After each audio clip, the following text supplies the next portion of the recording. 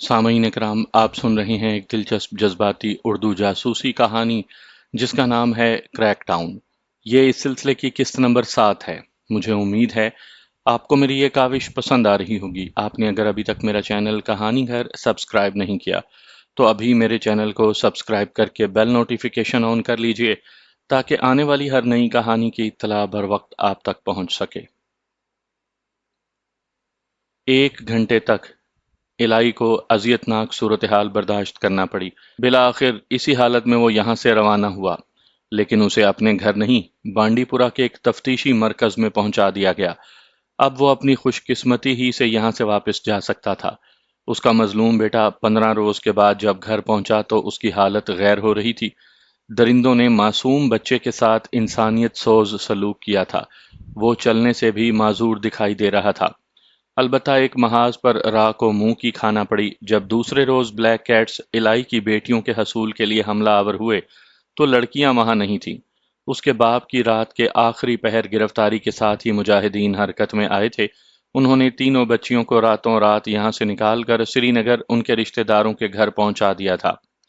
40 گھنٹے کی مسلسل تفتیش اور تحقیق کے بعد راہ کے station chief colonel Gopal Krishna نے اس سازش کی قریباً تمام کڑیاں ملا لی تھی اور سوپور سے 18 ایسے بے گناہوں کو جن پر کسی نہ کسی حوالے سے اس سازش میں حصے دار ہونے کا شک کیا جا رہا تھا، بھارتی انٹیلیجنس کے سورماؤں نے ان کے گھروں سے اٹھا کر انٹیروگیشن سینٹر میں پہنچا دیا تھا۔ تیسرے روز گوپال کرشنا ذمہ داریاں اپنے مخصوص لوگوں کو سونپ کر واپس سری نگر جا رہا تھا۔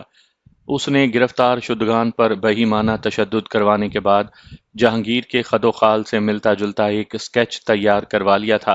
سری نگر پہنچنے پر اس اسکیچ کی سینکڑوں فوٹو کاپیاں مقبوضہ جموں کشمیر میں شیطان کی آنت کی طرح پھیلے راہ کے نیٹ ورک کو منتقل ہو گئی تھی۔ تمام ایجنسیوں کو اس خطرناک دہشت گرد کی اصلیت معلوم کرنی تھی، جس نے بھارتی سرحدوں میں داخل ہوتے ہی بھارتی فوج کو تگنی کا ناچ نچا دیا تھا، اور کمانڈر مختار کو، جو بھارتی انٹیلیجنسیوں کے نزدیک قصہ ماضی بن چکا تھا، دوبارہ زندہ کر دیا تھا۔ بچ کر نہیں جا سکتا۔ کہاں تک جائے گا؟ کہاں تک؟ میں دنیا کے آخری کونے تک اس کا تعاقب کروں گا۔ میر صاحب، مجھے یہ شخص اگلے 1 ہفتے میں بہر صورت چاہیے۔ سرحد کے تمام چینلز کو ایکٹیویٹ کر دو۔ افغانستان کے کیمپوں سے لے کر سوپور تک کے تمام اڈے کھنگال ڈالو۔ بہت خطرناک آدمی ہے۔ اگر ایک آدھ اور ایسی واردات کر گیا تو ہماری کمر توڑ کر رکھ دے گا۔ ان کے بیس کیمپ میں نئے لوگ داخل کرو، کل ہی۔ کرنل گوپال کرشنا نے بے چینی سے ٹہلتے ہوئے میجر رائے سے کہا، ڈونٹ وری سر، ایسا ہی ہوگا۔ مجھے خود ہی کیوں نہ پار جانا پڑے، میں اس کا کھوج لگاؤں گا۔ میجر رائے نے بڑے اعتماد سے گردن ہلائی۔ اینی وے، کل اپنے لونڈوں کو جمع کرو، ایک پلان ہے میرے پاس۔ میں اسے چوہے دان تک لے آؤں گا، ضرور پھنسے گا، میرے جال میں ضرور پھنسے گا۔ کرنل گوپال کرشنا نے بڑے پر اعتماد لہجے میں کہا۔ اگلے روز میر صاحب نے 3 نوجوان اس کے سامنے پیش کر دیے تھے۔ سر، یہ ہیں ہمارے مجاہد، اس نے بڑے فخر اور تنزیہ لہجے میں کہا تھا۔ 3 نوجوان مجرموں کی طرح سر جھکائے کھڑے تھے، لیکن تینوں کے منہ پر لعنت برس رہی تھی۔ ویل ڈن، ویل ڈن، شاباش۔ کرنل گوپال کرشنا نے باری باری تینوں سے ہاتھ ملایا اور ان کی خیریت دریافت کرنے لگا۔ رات تو ٹھیک گزری نا؟ ارے واہ سر، مزہ آ گیا۔ تینوں میں سے ایک نے سسکاری لے کر کہا، ہمارے ساتھ رہو گے تو اسی طرح مزے کرو گے۔ اس نے ہلکا سا کہا لگایا تھا۔ میر صاحب نے رات ان کے قیام و طعام کا بندوبست راہ کے سیف ہاؤس میں کیا تھا، جہاں راہ کی سدھائی ہوئی فحاشاؤں نے انہیں رات بھر لذت کام و دہن مہیا کی تھی، اور وہ یہی آسان نسخہ تھا جس پر عمل کر کے وہ صدیوں سے مسلمانوں کو شکار کرتے آ رہے تھے۔ سر، ہم نے سرفروش کے نام سے اپنی تنظیم بنا لی ہے۔ سری نگر کے قریباً 20 نوجوان ہماری تنظیم میں شامل ہو چکے ہیں۔ ہم نے اپنے 3 ساتھیوں کو ادھر سرحد پار پہنچانے کا بندوبست بھی کر لیا ہے۔ ان میں سے ایک جاوید ہوگا۔ ان کے کمانڈر نے اپنے ایک ساتھی کی طرف اشارہ کر کے کہا۔ کرنل گوپال نے جاوید کے کندھے پر بے تکلفی سے ہاتھ رکھتے ہوئے معنی خیز نظروں سے اس کی طرف دیکھا۔ جواب میں جاوید نے بھی بے غیرتی سے دانت نکال دیے۔ دیکھو شریف، ہم نے تمہاری ہر خواہش تمہاری مرضی کے مطابق پوری کی ہے۔ پیسہ، عورت، شراب، تم نے جو مانگا دیا۔ آج دوستی کی آزمائش کا وقت آ گیا ہے۔ اس تصویر کو غور سے دیکھو اور اسے اپنے دماغوں پر نقش کر لو۔ کرنل گوپال نے ان کے کمانڈر کو مخاطب کرتے ہوئے جہانگیر کے مختلف پوز سے بنائے گئے 3-4 سکیچ نکال کر ان کے سامنے رکھ دیے۔ تینوں باری باری غور سے انہیں دیکھتے رہے۔ ٹھیک ہے سر، دیکھ لیا اور پہچان بھی لیا، اب یہ زندگی بھر ہمارے ذہن سے محو نہیں ہو سکتا۔ کمانڈر شریف نے کچھ دیر کے بعد کہا، ہمیں اس کے نام کا علم نہیں، یوں بھی ہم نام کے چکر میں نہیں پڑتے۔ فرض کر لو اس کا نام خالد ہے، فرضی نام، مجھے ہر صورت میں یہ شخص چاہیے زندہ، سمجھ گئے نا؟ زندہ، میں اسے زندہ گرفتار کرنے کے لیے کوئی بھی قیمت ادا کرنے کو تیار ہوں۔ تو کل تم ہوشیار رہنا، اپنی آنکھیں کھلی رکھنا، اس کی گرفتاری کا تمہیں کتنا بڑا انعام ملے گا، اس کا تم تصور بھی نہیں کر سکتے، تمہارے وہم و گمان میں بھی نہیں آ سکتا۔ کرنل گوپال کرشنا بول رہا تھا اور ان کی رال ٹپک رہی تھی۔ آپ مطمئن رہیں سر، ہم اسے زمین کی 7ویں تہہ سے بھی نکال لائیں گے، ادھر یا ادھر، یہ جہاں بھی بہت جلد آپ کے سامنے موجود ہوگا۔ جاوید نے چاپلوسی کا مظاہرہ کیا۔ گڈ، شاباش، مجھے تم سے یہی امید ہے، کرنل گوپال نے سر ہلاتے ہوئے کہا۔ قریباً گھنٹہ وہ ان تینوں کو بریفنگ دیتا رہا، جس کے بعد انہیں رخصت کر دیا تھا۔ روانگی سے پہلے میر صاحب نے تینوں کو الگ الگ لفافے دیے تھے جو نوٹوں سے بھرے ہوئے تھے۔ یہ ان کا معمول تھا۔ راہ نے مجاہدین کی سرگرمیوں کا ابتدا میں کچھ زیادہ نوٹس نہیں لیا تھا۔ ان کا خیال تھا کہ جلد یا بدیر یہ تحریک خود ہی وسائل کی کمی اور ستم ظریفی حالات کے ہاتھوں دم توڑ دے گی، کیونکہ وادی کشمیر میں کسی بھی گوریلا جنگ کو جاری رکھنا ممکن نہیں۔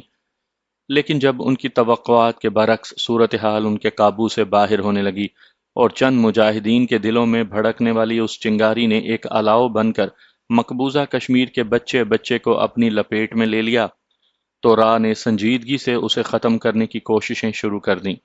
اس ضمن میں یوں بھی بہت سی تدابیر اختیار کی گئیں، لیکن ان میں سب سے کامیاب طریقہ یہی تھا کہ مجاہدین کی جماعت کو کئی گروپوں میں تقسیم کر دیا جائے۔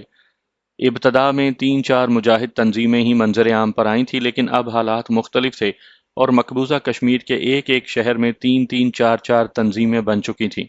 ان میں بعض ایسی مجاہد تنظیمیں بھی موجود تھیں جن کا وجود سری نگر کے ایک محلے سے باہر دکھائی نہیں دیتا تھا، لیکن وہ اپنی الگ حیثیت اور شناخت رکھنے پر باضد رہتے۔ راہ کی یہ پالیسی بڑی کامیاب رہی تھی۔ اس طرح کی گروپ اور گروہ بندیوں کی آڑ میں وہ اپنے گروپ اور گروہ آسانی سے داخل کر سکتے تھے، اور وہ ایسا ہی کر رہے تھے۔ سری نگر میں انہوں نے سرفروش کے نام سے کرنل گوپال کی زیر نگرانی جو مجاہد گروپ قائم کر دیا تھا، اس کی سرگرمیوں کو ایک خاص سازش اور سکیم کے تحت اخبارات میں اچھالا جا رہا تھا۔ آج رات بھی انہیں اپنے ان نام نہاد سرفروش کے لیے ایک اور کارنامہ انجام دینا تھا تاکہ ان کی شہرت کو مزید 4 چاند لگ سکیں۔ شام ڈھل چکی تھی اور کرنل گوپال اس وقت بادامی باغ چھاؤنی میں اپنے آفس میں موجود تھا جب میر صاحب نے مہمانوں کی آمد کی اطلاع دی۔ ٹھیک ہے، گوپال نے کھڑے ہوتے ہوئے کہا۔ وہ اپنے حال نما کمرے کے دوسرے کونے کی طرف جا رہا تھا جہاں 15-20 کرسیاں نیم دائرے کی شکل میں بچھی ہوئی تھیں، جن کے سامنے ایک دیوار پر مقبوضہ کشمیر کا بڑا سا نقشہ آویزاں تھا۔ تھوڑی دیر کے بعد سامنے کا دروازہ کھلا اور سامنے جوان باری باری اندر داخل ہو کر اسے سلوٹ کرنے کے بعد ان کرسیوں پر بیٹھ گئے۔ یہ بلیک کیٹ تھے، بھارتی فوج کے کمانڈوز، جنہیں یہاں ایک خاص مشن کو مکمل کرنے کے لیے طلب کیا گیا تھا۔ بھارتی فوج کے کمانڈوز کی کچھ بٹالین کو راہ کے لیے مخصوص کر دیا گیا تھا۔ انہیں راہ کے کچھ افسران کچھ خاص کورس کرواتے تھے، جس کے بعد پھر وہ ذہنی اور جسمانی طور پر خود کو بھارتی فوج سے الگ کوئی سپر قسم کی مخلوق سمجھنے لگتے تھے۔ کرنل گوپال نے سامنے لٹکے نقشے پر پہلے سے لگے نشانات پر جگہ جگہ چھڑی رکھ کر انہیں سمجھانا شروع کیا کہ انہیں کیا کرنا ہے، کہاں کرنا ہے اور کب کرنا ہے۔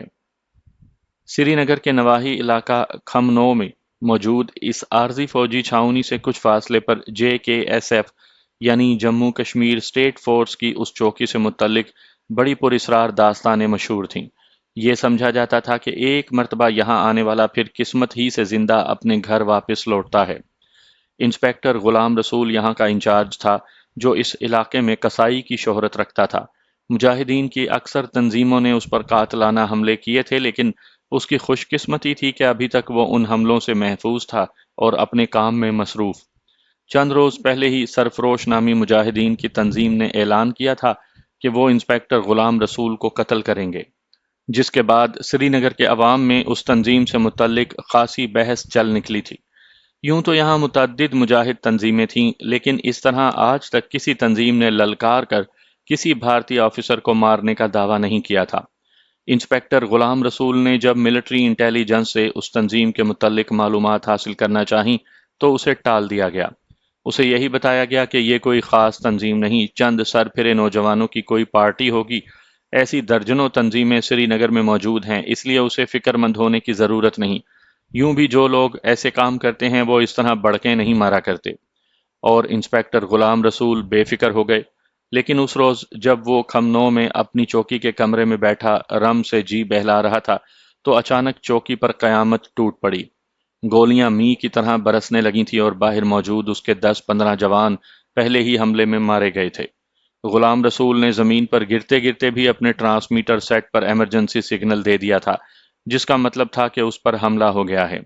یہ ایمرجنسی سگنل عارضی فوجی چھاؤنی پر رسیو بھی ہو گیا تھا، لیکن جس آپریٹر کی ڈیوٹی تھی اس نے مسکراتے ہوئے اپنے سیٹ کی طرف دیکھ کر آنکھ مار کر اسے آف کر دیا تھا اور دوبارہ میں نوشی میں مشغول ہو گیا۔ غلام رسول اپنے ہاتھ میں پستول پکڑے اپنے میز کے نیچے چھپا ہوا تھا جب کھڑکیاں اور دروازے توڑ کر حملہ آور اندر داخل ہو گئے۔ غلام رسول کے کمرے کا بلب جل رہا تھا، اس نے اسی بلب کی روشنی میں حملہ آوروں کو دیکھا تو اس کی آنکھیں حیرت سے پھٹی کی پھٹی رہ گئیں۔ یہ تو بھارتی فوج کے بلیک کیٹس تھے۔ اس سے پہلے کہ اس کے منہ سے ایک لفظ بھی نکلتا، اس کے جسم میں درجنوں گولیاں پیوست ہو گئیں۔ مرنے سے پہلے حیرت اور خوف سے اس کی آنکھیں کھلی کی کھلی رہ گئیں۔ یہ وہی بلیک کیٹس تھے جنہوں نے تھوڑی دیر پہلے کرنل گوپال کرشنا سے بریفنگ لی تھی۔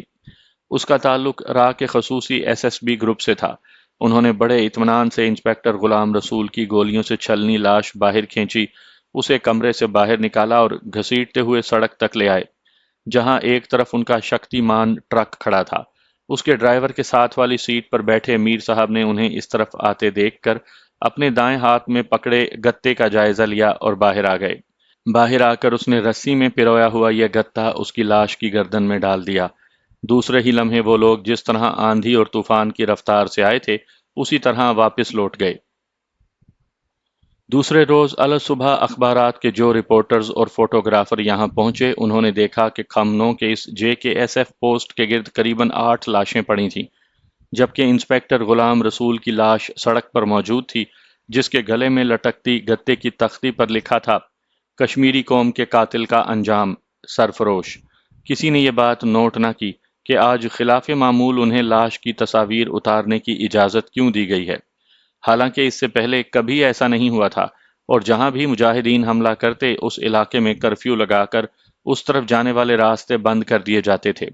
معمول کی کارروائی آج بھی دہرائی گئی، لیکن اس ڈرامے کی ساری کارروائی مکمل ہونے کے بعد جیسے ہی فوٹوگرافرز نے تصاویر مکمل کی وہاں فوج آ گئی۔ اس سے پہلے وہاں سی آر پی ایف کے جوان موجود تھے۔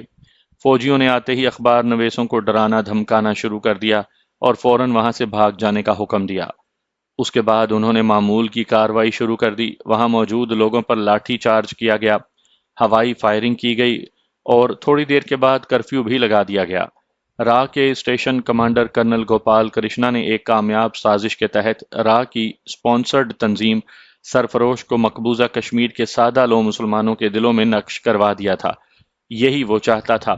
اگر اس عظیم مقصد کے لیے اسے 10 کے بجائے 1000 بھارتیوں کی بھی قربانی دینی پڑتی تو وہ اس سے اجتناب نہ کرتا۔ یہاں سری نگر میں بھارت سرکار کے سینکڑوں وفادار کتے موجود تھے جو دلی سرکار سے اپنی وفاداری کے لیے کچھ بھی کر گزرنے کو تیار رہتے تھے۔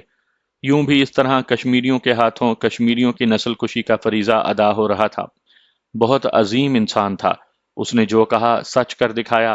بھارت ماتا کے لیے وہ اپنی جان کی قربانی سے بھی دریغ نہیں کرے گا، وہ اکثر کہا کرتا تھا، اور اس نے جو کہا سچ کر دکھایا۔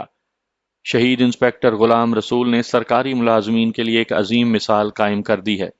اپنے فرض کی ادائیگی میں اپنی جان سے گزر جانے کی مثال وہ ہمارا ہی نہیں، اس وادی کا ہی نہیں، سارے بھارت دیش کا ہیرو ہے۔ میں سینٹرل حکومت سے اس کے لیے اعلیٰ اعزاز کی بنتی کروں گا۔ مجھے امید ہے وقت پڑنے پر آپ سب بھی شہید انسپیکٹر غلام رسول کی طرح اپنے دیش کے لیے کسی بھی قربانی سے دریغ نہیں کریں گے۔ آتنکواد کے خلاف شہید انسپیکٹر غلام رسول کی اس قربانی نے ثابت کر دیا ہے کہ وادی کشمیر کا بچہ بچہ ان دیش دروہیوں کے خلاف لڑنے کے لیے تیار ہے۔ ہم سب اپنے شہید ساتھیوں کی عظمت کو سلام کرتے ہیں۔ جے ہند۔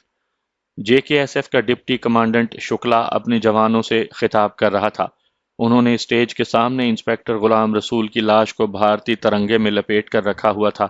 اس کے بدن سے خون ابھی تک بند نہیں ہوا تھا اور اب منہ سے عجیب سی گندگی نکل کر ترنگے کا حلیہ بگاڑنے لگی تھی۔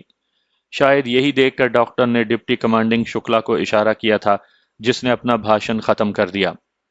غلام رسول کے پیچھے قطار میں اس کے باقی مردار ساتھیوں کی لاشیں بھی موجود تھیں، انہیں بھی بھارتی ترنگوں میں لپیٹا گیا تھا۔ جے کے ایس ایف کی ایک کمپنی کے جوانوں نے قطار میں کھڑے ہو کر انہیں ہوائی فائرنگ کے ذریعے سلامی دی اور ان کی لاشوں کو ٹرکوں پر لاد کر سرکاری قبرستان کی طرف لے گئے۔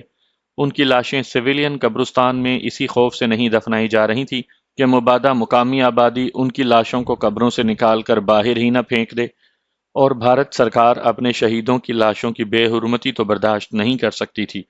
اگلے روز وادی کے تمام اخبارات نے غلام رسول انسپکٹر کی موت کو نمایاں کوریج دی تھی اور سرفروش کو کشمیریوں کے ہیرو کی حیثیت سے اجاگر کیا تھا۔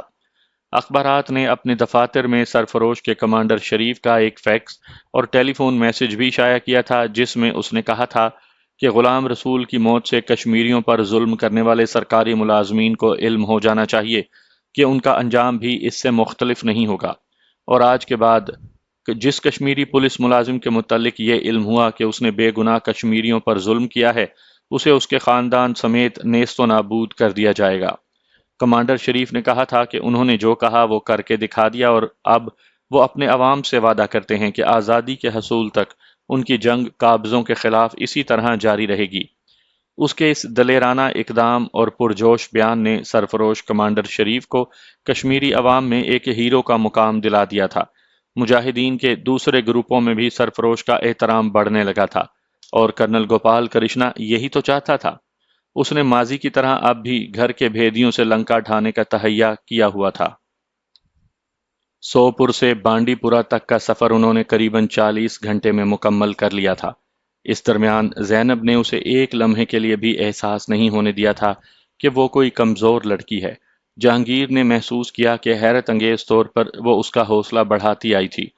سوپور سے تھوڑے ہی فاصلے پر انہیں بھارتی فوج سے واسطہ پڑا تھا۔ سینکڑوں کی تعداد میں پیدل فوجی قریبی چھاؤنی سے سوپور کی طرف جا رہے تھے۔ یہ لوگ یقیناً شہر پر حملہ کرنے جا رہے تھے۔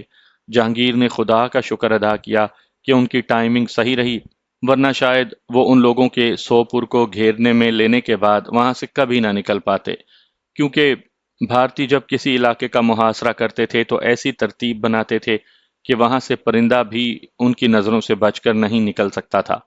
زینب نے سب سے پہلے فوجیوں کو اپنے پاس موجود نائٹ ویژن کے ذریعے دیکھا تھا۔ دونوں سڑک سے ہٹ کر پہاڑی سلسلے میں سفر کر رہے تھے جب اس نے کسی لاشعوری عمل کے تابع سڑک کا جائزہ لینے کے لیے اس طرف دیکھا تھا۔ ایک مرتبہ تو اس کا دل دھک سے ہی رہ گیا تھا جب اس نے بختر بند گاڑیوں کے درمیان سینکڑوں کی تعداد میں فوجیوں کو جنگی تربیت سے اس طرف آتے دیکھا تھا۔ وہ دونوں اس وقت ایک بڑے پتھر کی اوٹ میں کھڑے تھے۔ کیا بات ہے؟ کیا ہوا؟ جہانگیر نے اسے رکتے دیکھ کر استفسار کیا۔ زینب نے اس کی طرف دیکھ کر منہ پر انگلی رکھ کر آہستہ بولنے کی تلقین کرتے ہوئے دوسرے ہاتھ سے سڑک کی طرف اشارہ کیا اور دوربین اسے تھما دی۔ جہانگیر نے سامنے دیکھا اور دیکھتا ہی رہ گیا۔ جس ترتیب سے یہ لوگ آگے بڑھ رہے تھے، اگر وہ ارد گرد کے پہاڑی سلسلے میں پھیلنا شروع کر دیتے تو ان کے لیے مشکلات پیدا کر سکتے تھے، اور دونوں جانتے تھے کہ جیسے جیسے وہ سوپور کے نزدیک آئیں گے پھیلنا شروع کر دیں گے۔ دوربین دوبارہ زینب کو لوٹاتے ہوئے اس نے استفہامیہ نظروں سے اس کی طرف دیکھا۔ زینب نے ایک لمحے کے لیے رک کر کچھ سوچا، شاید وہ اگلی حکمت عملی تیار کر رہی تھی، پھر اچانک اپنا رخ بدل لیا۔ اس نے فی الوقت اپنے ذہن میں جنم لینے والے اس خطرے کا تدارک کرنا چاہا تھا کہ اب بھارتی فوج پہاڑیوں میں پھیلے گی۔ اب وہ شمال کی سمت پہاڑی سلسلے کے اندر ہی اندر چلتے چلے جا رہے تھے۔ قریباً 2-2.5 کلومیٹر راستہ طے کرنے کے بعد وہ رک گئے۔ صبح کے آثار حویدہ ہو رہے تھے۔ آگے قدرے میدانی علاقہ شروع ہو گیا تھا۔ یہ کون سا علاقہ ہے؟ جہانگیر نے استفسار کیا۔ ہم سوپور کے نواحی علاقوں میں ہی گھوم رہے ہیں۔ میرے خیال سے سڑک کی طرف جانا خطرناک ہوگا۔ یہاں ہمارا ایک ہائیڈ آؤٹ ہے، لیکن اس وقت وہاں جانا خطرناک ہوگا۔ میرے خیال سے ہمیں شام ڈھلنے کا انتظار کرنا چاہیے۔ اس کے بعد ہی آگے سفر کیا جائے۔ میں کوشش کروں گی کہ یہاں سے رابطہ کر کے آگے چلیں۔ مختار بھائی کو بھی ہم یہاں سے ہی کوئی پیغام بھیج سکتے ہیں۔ وہ لوگ تو انشاءاللہ سری نگر پہنچ چکے ہوں گے، زینب نے کہا۔ جہانگیر کے لیے خود کوئی فیصلہ کرنا یا اس کے کسی فیصلے پر کوئی رائے دینا مشکل تھا، کیونکہ اسے راستے سے کوئی آشنائی نہیں تھی۔ اب اسے سری نگر جانا تھا، جہاں سے پھر مقامی ساتھیوں کی مدد سے اس جہاد کو نئی جہت دینی تھی۔ شام تک کا وقت انہوں نے وہیں گزارا۔ اس درمیان وہ ان چنوں پر گزارا کرتے رہے جو احتیاطاً زینب نے ساتھ رکھ لیے تھے۔ جہانگیر نے یہ بات خاص طور پر محسوس کی کہ زینب کے سامنے اس کی شخصیت کچھ دب سی گئی تھی۔ وہ دونوں کافی دیر اکٹھے رہے، لیکن ڈھنگ سے کوئی بات ہی نہ کر سکے۔ جہانگیر اسے بہت کچھ کہنا اور سننا چاہتا تھا، لیکن یہ روب حسن تھا یا پھر زینب کی شخصیت کا سحر جس نے اس کی زبان کو جیسے گونگ ہی کر دیا تھا۔ زینب کے اصرار پر اس نے 2 گھنٹے ایک پہاڑی کی اوٹ میں اپنے بازو کا سرہانہ بنا کر نیند لی تھی۔ اس درمیان زینب پہرا دیتی رہی۔ مغرب کے بعد وہ زینب کی رہنمائی میں چل دیا اور اندھیرا ہونے پر دونوں ایک گاؤں کے کونے میں پہاڑی بھول بھلائیوں میں بنے ایک مکان کے دروازے پر دستک دے رہے تھے۔ دروازہ ایک بوڑھی عورت نے کھولا۔ زینب بیٹی تم؟ اس نے زینب کی شکل پر نظر پڑتے ہی کہا، اور دونوں آپس میں بغل گیر ہو گئیں۔ جہانگیر نے بوڑھی عورت کو سلام کیا، جس نے اسے اشارے سے اندر آنے کے لیے کہا۔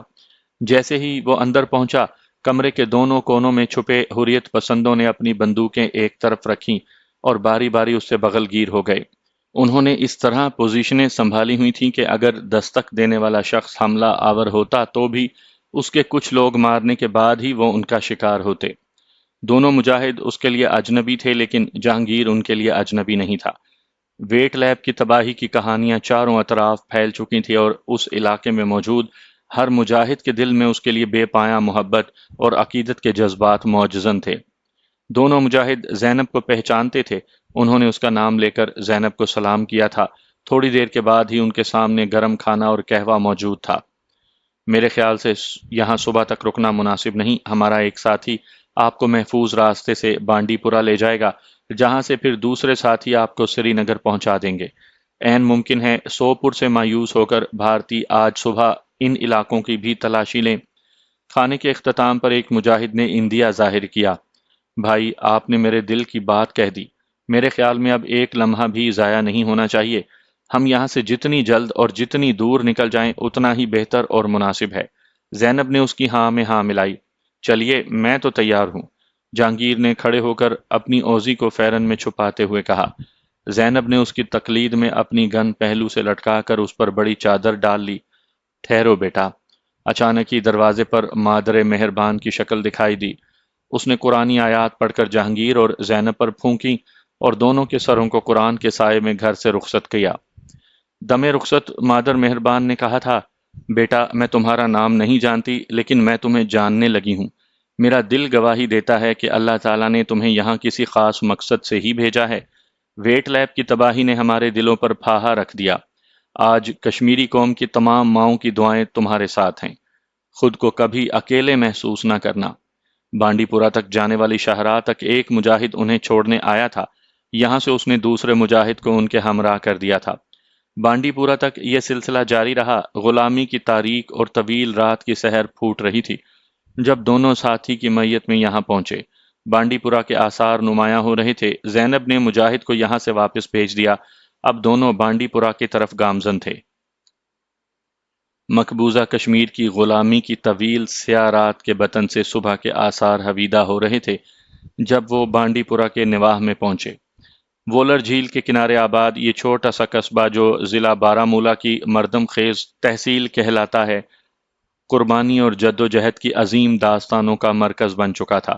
یہاں کا بچہ بچہ کسی بھی لمحے کٹ مرنے کے لیے تیار تھا۔ مقبوضہ کشمیر کی تحریک آزادی میں بڑھ چڑھ کر خون دینے والوں کی غالب تعداد کا تعلق اسی علاقے سے تھا۔ 2 روز سے وہ لوگ سفر کر رہے تھے۔ کیا مجال جو اس درمیان کبھی ایک لمحے کے لیے بھی زینب نے اسے اپنی کسی بھی کمزوری کا احساس ہونے دیا۔ وہ مجاہدوں کی طرح اس کے شانہ بشانہ چلتی ہوئی یہاں تک آئی تھی۔ بھارتی فوج کے حصار سے نکلنا شاید جہانگیر کے بس کا روگ نہ ہوتا، لیکن زینب اسے بحفاظت بھارتیوں کے درمیان سے نکال لائی تھی۔ اسے تو یہاں آ کر احساس ہوا تھا کہ اپنے بھائی کمانڈر مختار کی طرح زینب بھی مجاہدین میں بڑی عقیدت اور احترام کی نظروں سے دیکھی جاتی تھی، اور اس کے بہت سے کارنامے زبان زد عام بھی تھے۔ تھکاوٹ تو محسوس نہیں کر رہی تم؟ جہانگیر نے وولر جھیل کے نزدیک پہنچنے پر اس سے دریافت کیا۔ آپ نے کیسے اندازہ لگا لیا؟ نہیں، ایسی کوئی بات نہیں، میں آزادی کے اس سفر پر ساری زندگی اسی طرح چلتی رہوں تو بھی تھکوں گی نہیں، زینب نے بڑے پرعزم لہجے میں جواب دیا۔ جہانگیر نے اپنی دانست میں یہ بات برائے بات کی تھی، کیونکہ اسے زینب کی مسلسل خاموشی اب کھلنے لگی تھی، لیکن اب اسے پشیمانی سی لگ گئی تھی کہ آخر اس نے یہ بات کیوں کہہ دی۔ میرا مطلب یہ نہیں تھا زینب، خدا نہ کرے کہ تم کبھی تھکاوٹ محسوس کرو۔ زینب، جب میں میدان کارزار میں اترنے کا عزم کر رہا تھا تو سوچا کرتا تھا کہ ایک کمزور، ایک نہتی قوم کے چند ہزار لوگ دنیا کی چوتھی بڑی قوت سے کس طرح آزادی حاصل کریں گے، اور یہ کہ اگر انہوں نے ہتھیار اٹھا ہی لیے ہیں تو کتنا عرصے تک اس جنگ کو جاری رکھ سکیں گے۔ لیکن تمہیں ملنے کے بعد میرے سارے خدشات ختم ہو گئے ہیں۔ میں محسوس کرتا ہوں کہ جس قوم میں تم جیسی بیٹیاں موجود ہوں، اسے دنیا کی کوئی طاقت زیادہ لمبے عرصے تک غلام نہیں رکھ سکتی۔ زینب، اگر میں تمہارے دل میں اپنے لیے تھوڑی سی جگہ پیدا بھی کر سکا تو اسے اپنی خوش قسمتی جانوں گا۔ اس نے آخری بات بے اختیار ہی کہہ دی تھی، لیکن زینب کے چہرے پر اس کی بات کے بعد اچانک پھیل جانے والی حیا کی سرخی نے اسے احساس دلا دیا تھا کہ زینب بھی اس کے متعلق وہی جذبات رکھتی ہے۔ جہانگیر، ہم کشمیر جنت نذیر کے رہنے والے بڑے حساس دل اور نازک جذبات کے مالک ہوتے ہیں۔ اس وادی کی فضائیں ہی شاعرانہ ہیں۔ قدرت نے یہاں کے لوگوں کو بھی ایک مخصوص مزاج کے ساتھ تخلیق کیا ہے۔ محبت کے نازک احساسات کی لطافت سے یہاں کی ہوائیں اور فضائیں بھی لبریز ہیں۔ میرے دل کی کیفیت تمہارے دل سے مختلف نہیں۔ تم جیسے مجاہد کی رفیق حیات بننا میرے لیے اعزاز ہے، لیکن مجھے صرف ایک خوف دامنگیر ہے کہ کہیں لطیف جذبات کی رو میں بہہ کر ایک لمحے کے لیے بھی میں اپنے مشن سے غافل ہو گئی تو میرا ضمیر مجھے کبھی معاف نہیں کرے گا۔ زینب نے اس کی آنکھوں میں آنکھیں ڈال کر کہا، لیکن اچانک ہی جہانگیر نے بالکل غیر ارادی طور پر اس کا ہاتھ تھام لیا۔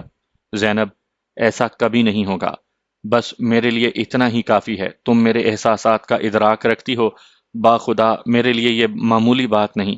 انشاءاللہ تم مجھے ہمیشہ اگلی صفوں میں پاؤ گی۔ زینب، مجھے علم نہیں کہ زندگی اور کتنی دیر وفا کرے۔ میں نے جو راستہ اختیار کیا ہے وہ میرا جذباتی فیصلہ نہیں، بہت سوچ سمجھ کر میں نے یہ سودا کیا ہے۔ میرے لیے انشاءاللہ یہ منافع کا سودا ہوگا، کیونکہ میرے اللہ کا یہی وعدہ ہے۔ میں تمہیں یقین دلاتا ہوں کہ محبت کے جذبات کبھی جہاد کے راستے میں میرے لیے کوئی رکاوٹ کھڑی نہیں کریں گے، بلکہ میرے لیے تمہاری محبت ایک مہمیز ثابت ہوگی، اور میرا ہر قدم زیادہ پر اعتماد اور زیادہ یقین کے ساتھ اٹھے گا۔ جہانگیر کو اچانک ہی احساس ہوا تھا کہ اس نے زینب کا ہاتھ پکڑ رکھا ہے، لیکن زینب نے کوئی مدافعت نہیں کی تھی۔ جیسے ہی وہ عالم ہوش میں واپس لوٹا تو اس نے گھبرا کر زینب کا ہاتھ چھوڑ دیا، لیکن زینب کا رد عمل اس کے لیے حیران کن اور خلاف توقع روح پرور۔ اس نے اپنا دایاں ہاتھ جہانگیر کی طرف بڑھایا، جسے جہانگیر نے کسی میکانکی عمل کے تحت مضبوطی سے تھام لیا۔ جہانگیر، میں خدا کو حاضر و ناظر جان کر وعدہ کر رہی ہوں کہ آخری سانس تک اپنے آپ کو تمہاری امانت سمجھوں گی، لیکن ایک وعدہ تمہیں بھی کرنا ہوگا کہ میری محبت کو کبھی جہاد کی محبت پر غالب نہ آنے دینا۔ اس نے جہانگیر کی طرف ایسی نظروں سے دیکھا کہ اس کا دل کٹ کر رہ گیا۔ زینب، انشاءاللہ ایسا ہی ہوگا، اس نے فیصلہ کن لہجے میں کہا۔ میں خدا سے تمہاری کامیابی کی دعا کروں گی۔ زینب نے اس کا ہاتھ آہستگی سے چھوڑ دیا۔ دونوں وولر جھیل کے کنارے تک چلے آئے تھے۔ ان کی منزل نالا مدھومتی کے کنارے بنی گورنمنٹ نرسری تھی۔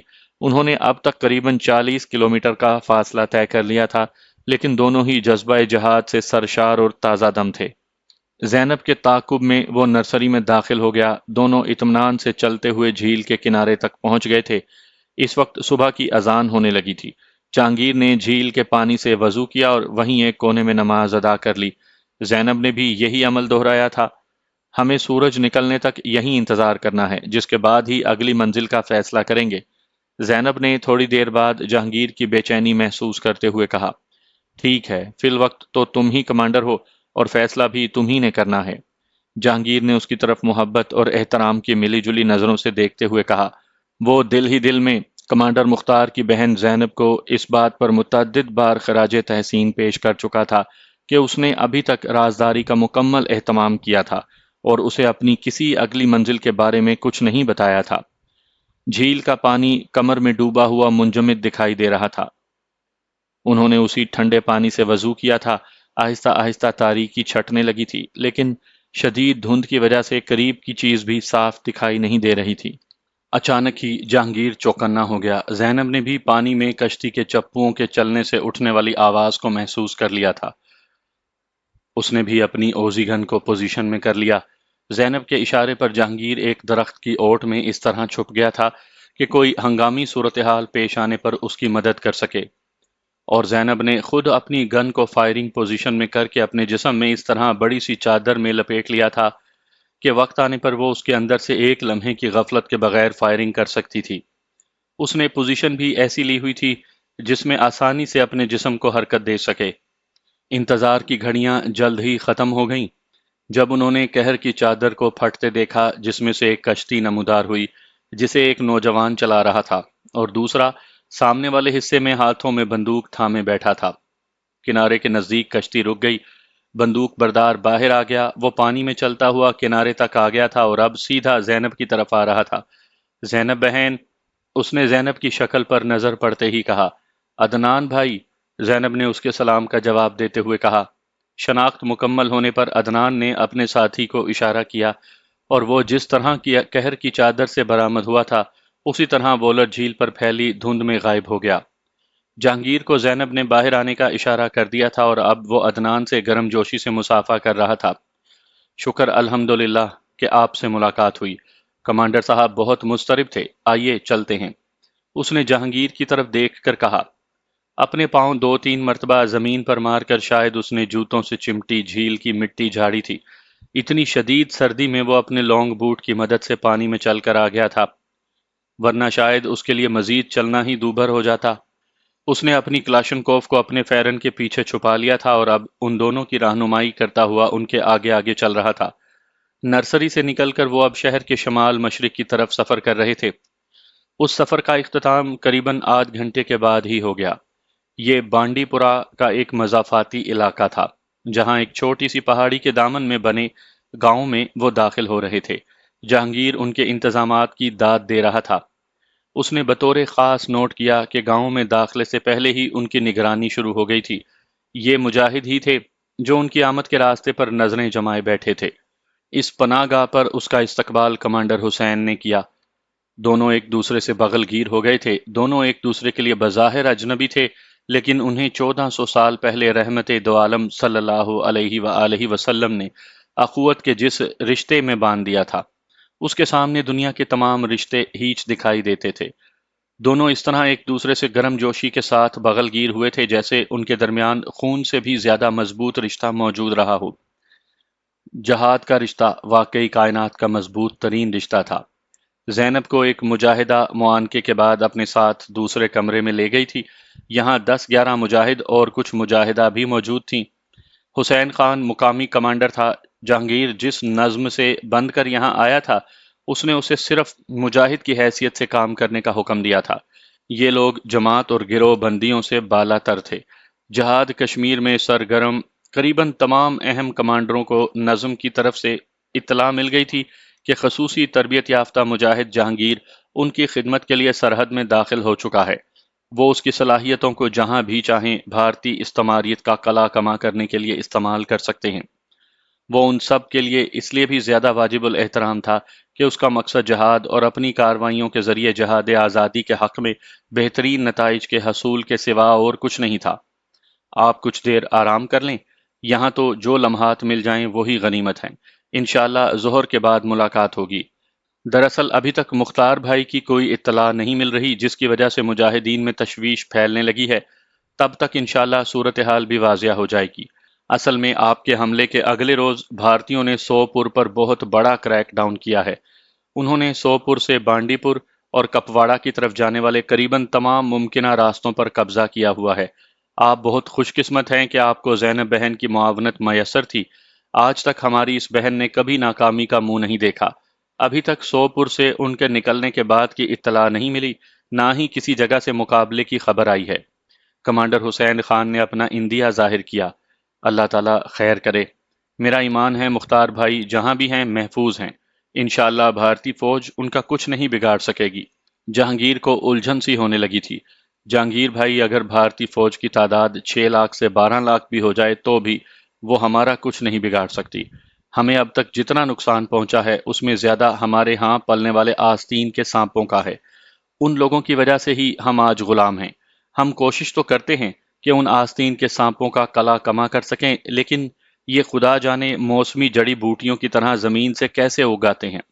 کمانڈر حسین خان نے عجیب سے لہجے میں کہا، ہاں کم از کم شمشیر نگر والا آپریشن بھارتی فوج کبھی نہ کر پاتی اگر اسے مقامی غدار میسر نہ ہوتے۔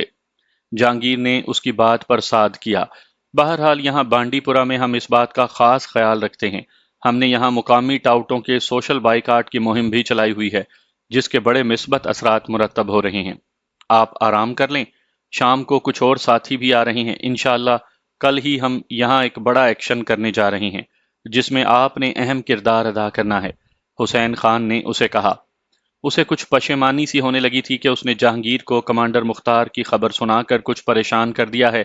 اس کی خواہش تھی کہ جہانگیر جو گزشتہ 48 گھنٹے سے مسلسل بھاگ دوڑ کر رہا ہے اب کچھ دیر آرام کر لے۔ اچھا میں چلتا ہوں، انشاءاللہ شام کو ملاقات ہوگی۔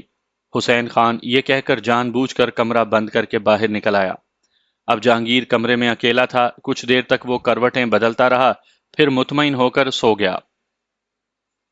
بانڈی پورہ سے مشرق کی طرف قریباً 1.5 کلومیٹر کے فاصلے پر ماڈر گاؤں میں بی ایس ایف نے اپنا سب ہیڈ کوارٹر قائم کر رکھا تھا، جبکہ شمال مشرق میں قریباً 2-2.5 کلومیٹر کے فاصلے پر ان کا دوسرا بڑا کیمپ سب زونی میں قائم تھا۔ یہاں سے وہ پاکستان سے ملحقہ گریز سیکٹر کی نگرانی کیا کرتے تھے۔ ان دونوں کیمپوں نے ارد گرد کے علاقوں میں دہشت پھیلا رکھی تھی۔ دن کے کسی بھی وقت عموماً شام ڈھلنے سے کچھ دیر پہلے یہاں سے شراب کے نشے میں دھت بی ایس ایف کے درندے دن دناتے ہوئے باہر نکلتے اور ٹولیوں کی شکل میں نزدیک کے دیہاتوں اور بانڈی پورہ کے مضافاتی علاقوں پر حملہ آور ہو کر اپنی حیوانیت کا مظاہرہ کرنے لگتے۔ کسی بھی گاؤں میں راستے آتی کسی بھی نوجوان لڑکی کو زبردستی اٹھا کر لے جانا ان وحشیوں کا معمول بن چکا تھا۔ مقامی آبادی کے لوگوں نے ان حیوانوں کی نیچ حرکتوں سے تنگ آ کر اپنی عورتوں اور لڑکیوں کو سوپور، بانڈی پورہ اور کپواڑہ وغیرہ میں جہاں کہیں ان کے رشتہ دار عزیز موجود تھے بھیج دیا تھا تاکہ وہ ان وحشیوں کی درندگی سے محفوظ رہیں۔